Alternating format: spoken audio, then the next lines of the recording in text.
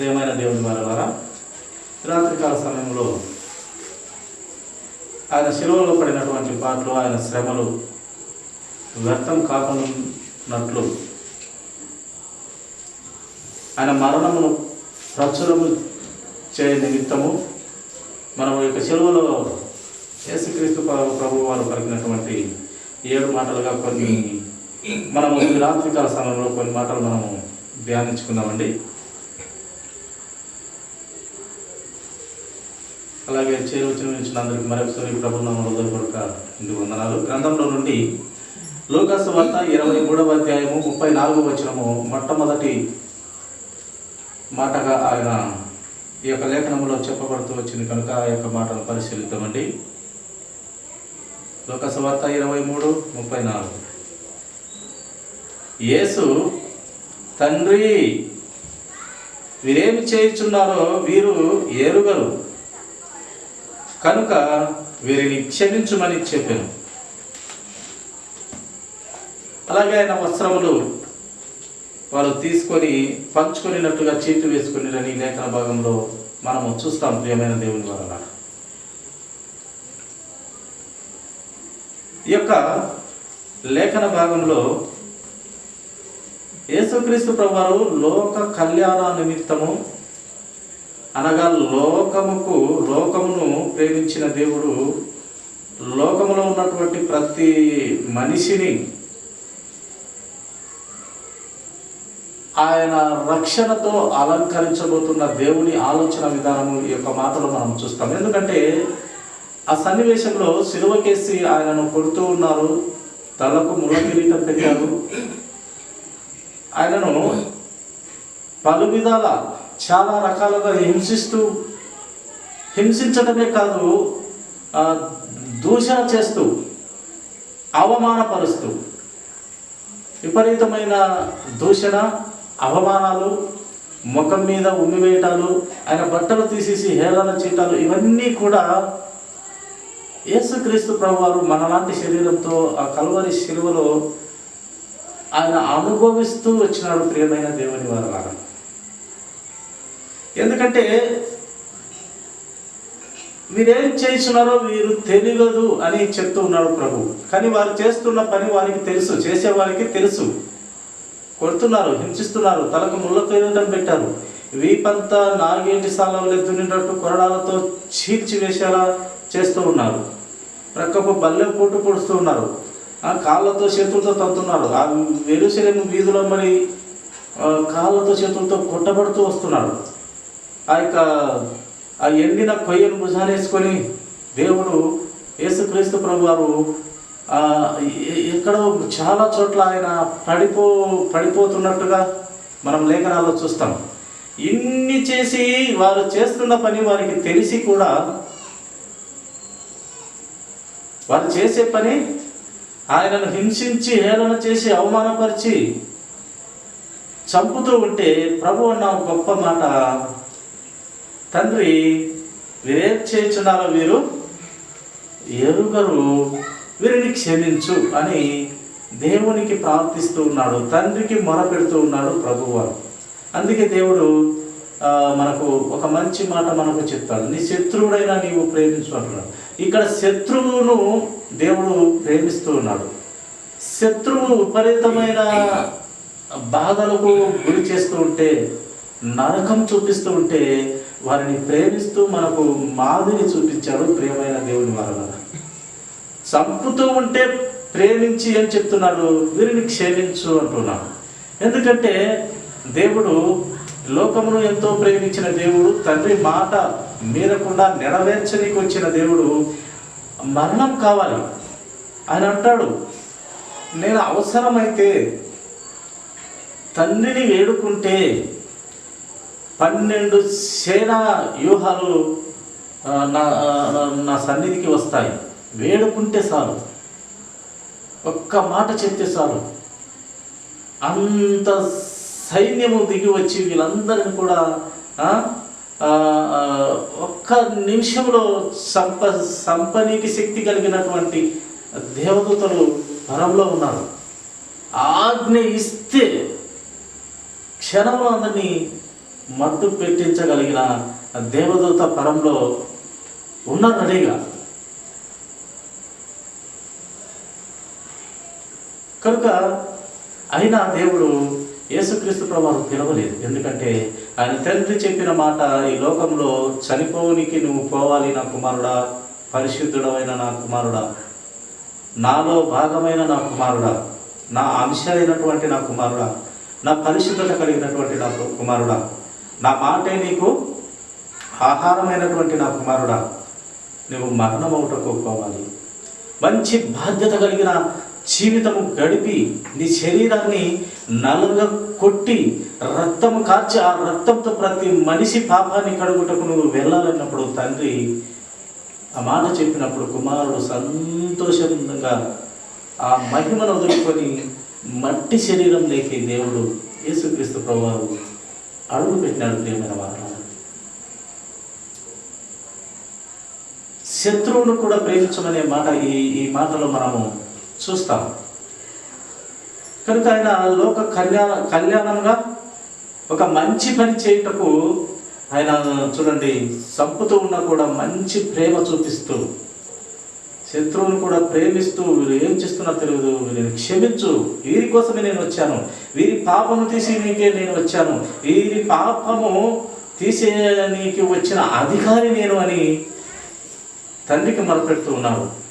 ఇది మనము దేవుని నుండి నేర్చుకోవాల్సినటువంటి ముఖ్యమైనటువంటి మాటగా మనం చూడగలుగుతూ ఉన్నాం. శత్రువునైనా మనం కూడా ప్రేమించగలిగే ఆ మొట్టమొదటి మాటలో మనకు దేవుడు చూపిస్తూ ఉన్నాడు. యేసుక్రీస్తు ప్రభువు వారు తన మాదిరి జీవితంలో అనుభవిస్తూ మనకు మాదిరి పెట్టి ఉంచిపోయినాడు. ప్రియమైన దేవుని వారు. అలాగే రెండవ మాటగా మనం చూడండి, లూకాసు వార్త 23వ అధ్యాయము 43వ వచనము ఒక మాట మనం చదువుతాం. అందుకైనా వానితో నేడు నీవు నాతో కూడా పరదేశంలో ఉందో అని నిశ్చయముగా నీతో చెప్పుచున్నాను. రెండవ మాటగా సిలువలో దొంగతో మాట్లాడుతున్నటువంటి మాట, నేడు నీవు నాతో కూడా పరదేశంలో ఉందో అని నిశ్చయముగా చెప్తున్నాననే మాట చూస్తాం. చివరి చరణంలో దొంగ చివరి క్షణం చావుకు దగ్గర వేసిన 1 గంటలో ఇంకా చనిపోవచ్చు, లేదా 1 అర్ధ గంటలో చనిపోవచ్చు. చివరి క్షణంలో అవకాశం ఇచ్చి రక్షణ ఇస్తున్న యేసుక్రీస్తు ప్రభువారు మనకు ఇక్కడ కనపడతాడు. ప్రియమైన వారు, చివరి ఊపిరి ఉన్నంత వరకు మనం అప్పుడప్పుడు మాట్లాడుకుంటాం. చివరి ఊపిరి మంచాన పడినా కూడా చివరి ఊపిరి ప్రాణము పోయేటప్పుడు కూడా పొరపాటున జ్ఞాపకం చేసుకొని ప్రభువాను క్షమించంటే లేటు చేయనటువంటి దేవుడిగా మనకు కనపడుతున్నాడు. ఆయన అడిగాడు, అయ్యా ఈ శిక్షలు మాకేమో విదితమే, జరగవలసిందే, ఎందుకంటే మేము చేశాము, తప్పు చేశాము, శిక్ష పడుతుంది, ఇది కరెక్టు, ఇది పద్ధతి. కానీ మీరు పాపం చేయలేదు, మీరు తప్పు చేయలేదు, అయినప్పటికీ శిక్ష అనుభవిస్తున్నారు. మీకు శిక్ష పడకూడదు, మాకు పడాలి, మాకు న్యాయమే, కానీ మీకు అన్యాయం జరుగుతుంది. ప్రభువా, మీరు ఎంత కొట్టినా, ఉమ్మివేసినా, రక్తమంతా కారుతున్నా, నీ విలువైన మాటలు వింటూ ఉంటే, నీ రాజ్యం ఏదో అంటున్నావు కదా, ఆ రాజ్యం చాలా బహు గొప్పదై ఉండొచ్చు, ఆ రాజ్యంలో నన్ను గుర్తు చేసుకో, జ్ఞాపకం చేసుకోయా అన్నప్పుడు ఎమ్మటే ప్రభు అన్నమాట, నీవు నేడు ఈరోజే పరదేశంలో నాతో కూడా ఉంటావయ్యా. నువ్వు చేసిన పాపానికి ఇక్కడ శిక్ష అనుభవించినప్పటికీ నీకు క్షమాపణ కావాలి, నా దగ్గరికి రావాలంటే. అటువంటి సృష్టికర్తనే నువ్వు అడుగుతున్నావు. నువ్వు మంచి పని చేశావు, నువ్వు ఏ తప్పు చేయలేదు, నేరం చేయలేదు, శిక్ష అనుభవిస్తున్నావు, నీ రాజ్యం ఏదో అంటున్నావు. ఆ రాజ్యము జ్ఞాపకం చేసుకో, ఆ రాజ్యం చూడాలనుంది. ఎందుకంటే ఇంత దేవుని భయం కలిగి ఆ దైవ లక్షణములు నీలో మేము చూస్తూ ఉన్నాం. ఆ రాజ్యము ఏదో నాకు గుర్తు చేసుకోయాను, నేను అక్కడ ఉండేదానికి జ్ఞాపకం ఉంచుకుంటే. జ్ఞాపకం ఏంది? 1 గంటలో నేడు ఈ దినము నీవు నాతో కూడా ఉంటావని చెప్పినప్పుడు 1 గంటలో చనిపోయే మనిషిని కూడా రక్షణ ఇచ్చి కాపాడుకునే దేవుడు. అందుకే సొంత నోటితో మనము పాపం ఒప్పుకుంటే క్షణం అంటే క్షణము లేటు చేయక హక్కున చేర్చుకొని రక్షణ ఇచ్చే బలవంతుడైన శక్తి కలిగిన దేవుడు మన యేసుక్రీస్తు ప్రభువారు. కనుక పశ్చాత్తాపడిన దొంగకు రక్షణ ఇచ్చాడు దేవుడు. పశ్చాత్తాపన్నాడు, మాకు జరగవలసింది, నేను చేసిన దానికి జరగవలసిందని పశ్చాత్తాపడిన దొంగకి దేవుడు క్షమించి తన రాజ్యంలో ఆ చోటు ఇచ్చాడు. చివరి క్షణంలో కూడా రక్షణ దొరికింది ఈ సిలువలో దొంగకి, ప్రియమైన వాళ్ళు. కనుక అంత గొప్పదైన మాట. చివరి క్షణంలో కూడా ఏ వ్యక్తికైనా దేవుడు అవకాశం ఇవ్వనికి సిద్ధ మనసు కలిగి ఉన్నాడని లేఖన భావంలో మనము చూడగలుగుతాం. అలాగే చూడండి, మరొక మాట మనము జీవ గ్రంథంలో నుంచి చదువుకుందాము. 3వ మాటగా యోహాను సువార్త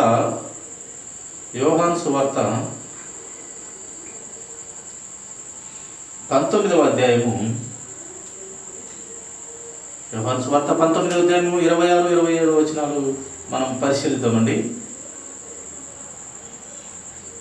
యేసు తన తల్లియు తాను ప్రేమించిన శిష్యులను దగ్గర నిలిచి ఉండటం చూసి, అమ్మా ఇదిగో నీ కుమారుడు అని తన తల్లితో చెప్పెను.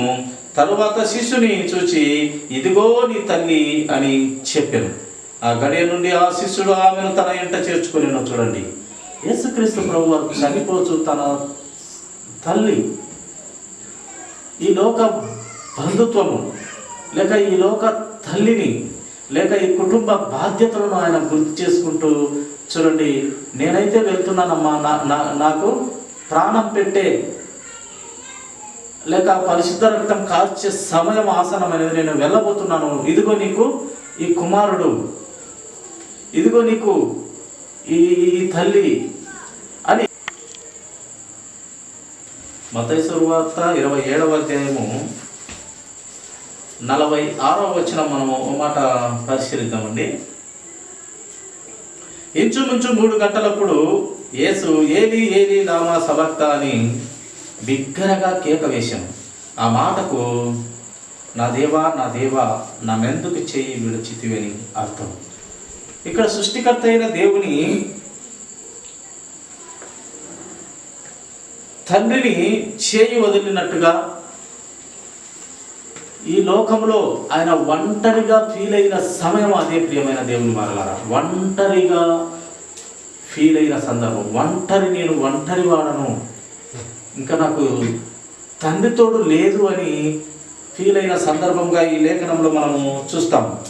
ఎందుకంటే చూడండి, ఆయన పాప భారాన్ని మోస్తూ ఆయన ఒంటరితనాన్ని అనుభవించాడు. పాప భారం మోస్తూ ఒంటరిగా అనుభవిస్తూ మన పాపాల కోసము ఆయన బాధపడ్డాడు. అది మనలాంటి శరీరంతో ఆయన అనుభవించాడు. మనలాంటి శరీరంతో అనుభవించి బాధపడి ఇంకా తండ్రితో వేడుకుంటున్నాడు. యేసుక్రీస్తు ప్రభువారు శిష్యులతో చాలా మాటలు, మాకు తండ్రిని చూపించు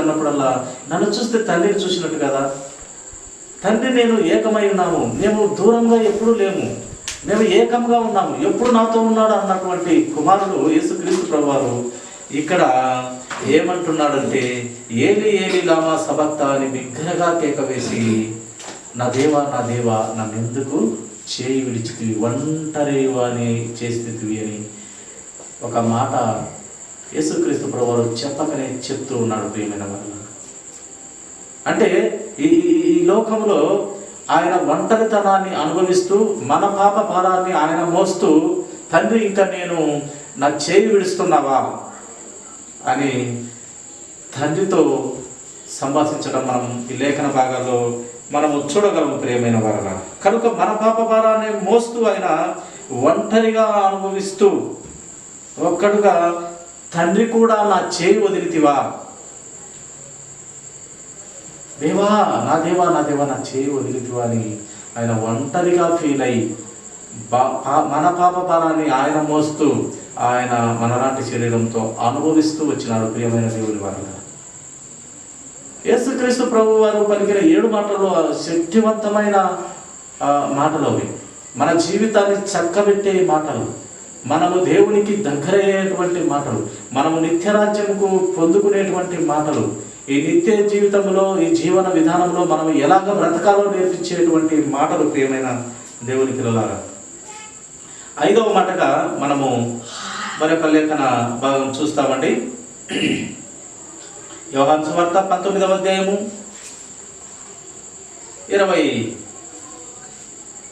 28వ వచనం మనం చూస్తాం. ప్రియమైన వారలారా, యోహాను సువార్త 19:28. అటు తర్వాత సమస్తమును అప్పటికి సమాప్తమైనదని యేసు ఎరిగి లేఖనములు నెరవేరునట్లు నేను దప్పికొనుచున్నాను అనెను. సమాప్తమైపోయినది, ఇంకా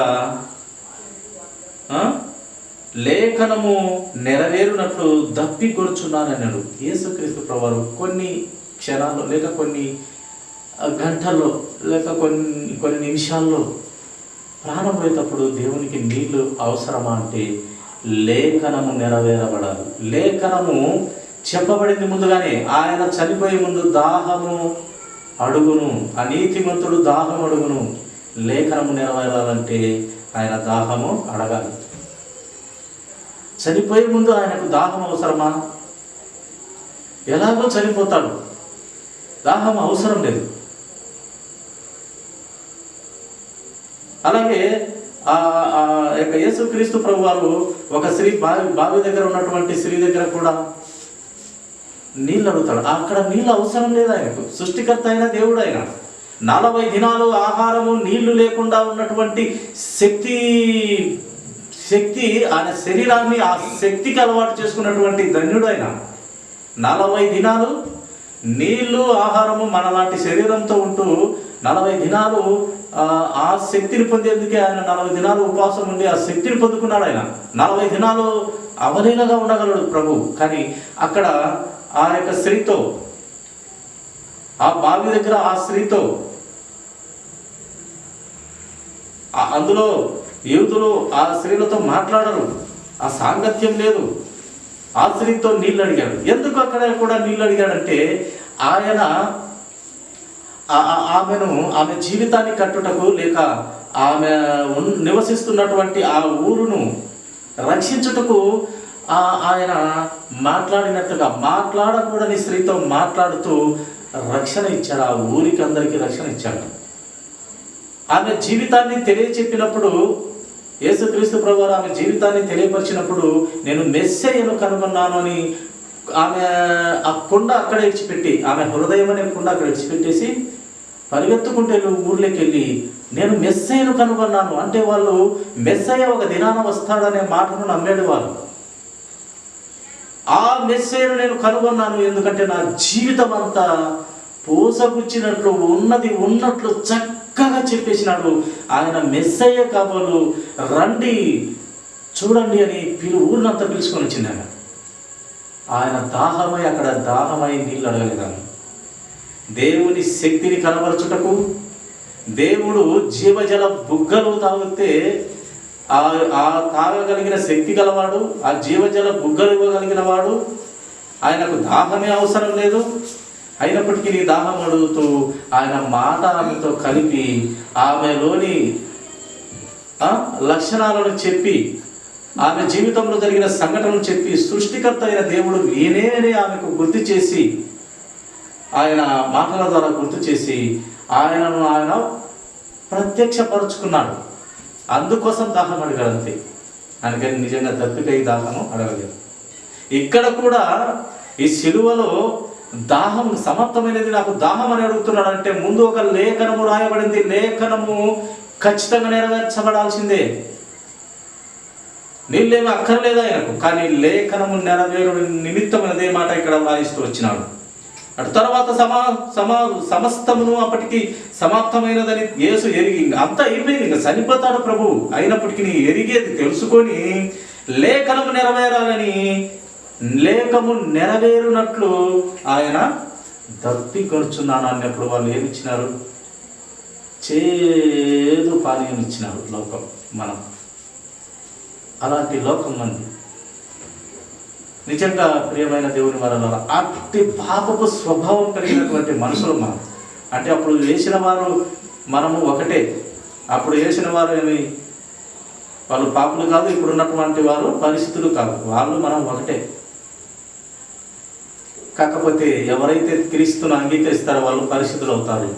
అంగీకరించని వారు అటువంటి వారు పాపంలోనే మగ్గిపోయి నిత్య నరకాగ్నికి, సాతానుగానికి తయారు చేసినటువంటి నిత్య నరకాగ్నికి వెళ్ళవలసిన పరిస్థితి ఉంది ప్రియమైన దేవుని వారలారా. కనుక ఆయన దాహమై అడగలేదు, లేఖనము నెరవేరునట్లు ఆయన దాహం అడిగాడు. అక్కడ కూడా ఆ యొక్క స్త్రీతో, ఆ బావి దగ్గర స్త్రీతో అక్కడ వారి ఊరినందరినీ రక్షించుటకు, దేవుని శక్తిని కనపరచుటకు ఆయన ప్రత్యక్షపరుచుకున్నాడు. ఆయన లేక తండ్రిని ప్రత్యక్షపరిచాడు. నా దగ్గర జీవజల బుగ్గలు ఉన్నాయి, అవి తాగితే నీకు ఇంకా దాహమే ఉండదమ్మా అని చెప్పి మాటలు కలిపి ఆమె జీవితాన్ని చెప్పి నేనేం మిస్ అయినాను ఆమె గుర్తుపట్టగలిగేలా ఆయన అక్కడ మాట్లాడుతూ దాహం అడిగాడు. ఆయన దాహమై అడగలేదు, కానీ మాట కలిపి సృష్టికర్తను తెలియపరుచుకున్నాడు, తండ్రిని తెలియపరిచినాడు. ప్రియమైన దేవుని వారు చూడండి, 6వ మాట మనం చూసుకుందామండి. యోహాను సువార్త 19వ అధ్యాయము, అదే అధ్యాయంలో 30వ వచనం మనం పరిశీలిద్దామండి. యేసు ఆ చిరక పుచ్చుకొని సమాప్తమైనదని చెప్పి తల వంచి ఆత్మను అప్పగించెను. సమాప్తమైనని 6వ మాటగా కూడా ఇక్కడ వ్రాయించినాడు పరిశుద్ధాత్మ దేవుడు. ప్రియమైన వారులారా, ఆ చిరక పుచ్చుకున్నాడు. ఏ చిరక ఇచ్చింది? చేదు చిరక ఇచ్చి కేరింతలు వేస్తూ వాళ్ళు ఒక కట్టెకు స్వాంజి లాంటి ఆ యొక్క పదార్థాన్ని దేవుని ఆ చిరక నుంచి, చేదు చిరక నుంచి దేవునికి అందిస్తే దేవుడు అది తాగినాడు. ప్రియమైన వారులారా, లేఖనము నెరవేరునట్లు తాగి ఇంకా దేవునికి ఆత్మను అప్పచెప్పుకున్నాడు. ఇంకా సమాప్తమాయను అనే మాట 6వ మాటగా అక్కడ నెరవేర్చినాడు యేసుక్రీస్తు ప్రభువు. కనుక ఏం చేసిన సమాప్తం అయిపోయినదంటే ఆయన ఒక రక్షణ కార్యము, లోక కళ్యాణము పూర్తి చేసేసాడు. రక్షణ కార్యము, లోక కళ్యాణము సంపూర్తి చేసేసినాడు. మనమేదో కష్టపడితే మన క్రియల వల్ల మనకు రక్షణ రాలేదు. యేసుక్రీస్తు ప్రభు వారు కల్వరి శిలువలో పెట్టినటువంటి ఆ గొప్ప ఆ ఘటాన్ని, ఆ గొప్ప ఆ కార్యాల వల్ల మనకు రక్షణ వచ్చింది. ఏదో గొప్పవారిమని కాదు, పరిశుద్ధులమని కాదు, నీతిమంతులమని కాదు, మనకు రక్షణ లేదు. ఆయన అక్కడ తన ప్రాణాన్ని తనను తాను త్యాగం చేసుకున్నందున, తనను తాను సాక్రిఫైస్ చేసుకున్నందున మనము రక్షణ అనుభవిస్తూ ఉన్నాం. ఆయన మరణమైనందున మనకు రక్షణ వచ్చింది. ప్రియమైన వారలారా, ఈ గొప్ప కార్యాలు ఆ కల్వరి శిలువలో చేసినందున మనకు రక్షణ అనేది మనము ఆయన ద్వారా పొందుకుంటూ వచ్చినాం. మనంతటా మనకు రక్షణ లేదు. క్రీస్తు వరముగా ఆయన మరణం అవట ద్వారా ఆ వరము చేత మనకు రక్షణ కలిగింది. చివరి మాటగా మనము చదువుకొని ముగించుకుందామండి. లూకాసు వార్త 23వ అధ్యాయము, లూకాసు వార్త 23వ అధ్యాయము 46వ వచనము 7వ మాటగా మనం చదువుకుందామండి. అప్పుడు యేసు గొప్ప శబ్దంతో కేక వేసి, తండ్రి, నీ చేతికి నా ఆత్మను అప్పగించుకొనుచున్నాను నేను. ఆయన ఇలాగ చెప్పి ప్రాణము విడిచెను. తండ్రి, నీ చేతికి నా ఆత్మను అప్పచెప్పుకొనుచున్నాను. నీవు చెప్పినట్టే యథార్థంగా బ్రతికి తిని, పరిశుద్ధతగా బ్రతికి తిని, మీలో ఎవడైనా సరే ఈ లోకములో పాపము నాలో ఉన్నదని స్థాపించగలడని సవాలు విసిరి మరి నీ మాట, నీ కార్యం నెరవేర్చింది తండ్రి. ఇంకా నా ఆత్మను, నా యథార్థవంతమైన ఆత్మను నీకు అప్పచెప్పుకొనుచున్నాను. ఇంకా నేను మరణం అవుతున్నాను. ఇదిగో నా ఆత్మ, ఇదిగో నీ చేతులకు నేను అప్పచెప్తున్నానని ఆయన తండ్రికి తన ఆత్మను అప్పచెప్పుకున్నాడు. పరిశుద్ధమైన ఆత్మ ఎలాగా పుట్టాడు? ఆయన ఒక కన్య మరియకు పరిశుద్ధాత్మ వలన పుట్టాడు. అలాగే ఏ పాపం అంటించుకోకుండా ఈ లోకంలో 33.5 సంవత్సరములు బ్రతికి అలాంటి మళ్ళీ చక్కనైన ఏ పాపం అంటించుకోకుండా మళ్ళీ పవిత్రమైన పరిశుద్ధమైన ఆత్మను తండ్రికి చేతులకు అప్పచెప్పుకున్నాడు. మనమల్ని కూడా అలాగే కోరుతున్నాడు యేసుక్రీస్తు ప్రభువు. మనమల్ని కూడా మనము పాపులమే, పుట్టుకతో నాలో పాప స్వభావము పాప నియమము నాలో ఉన్నదని భక్తుడు తెలియపరిచినాడు. అయినప్పటికీ ఆయన కార్చిన కలవరి రక్తము ద్వారా సిలువంతా తడిచి నేలను కారి సిలువంతా తడిచి ఆ రాతి బండ మీద కారి ఇంకా కిందికి వెళ్ళి గొప్ప కార్యం జరిగింది, లోక కళ్యాణం జరిగింది. ఈయన చేసినటువంటి కార్యము గొప్పది ప్రియమైన వారి. ప్రతి మనిషికి రక్షణ వచ్చింది, పాపము తీసివేయబడుతూ వచ్చింది.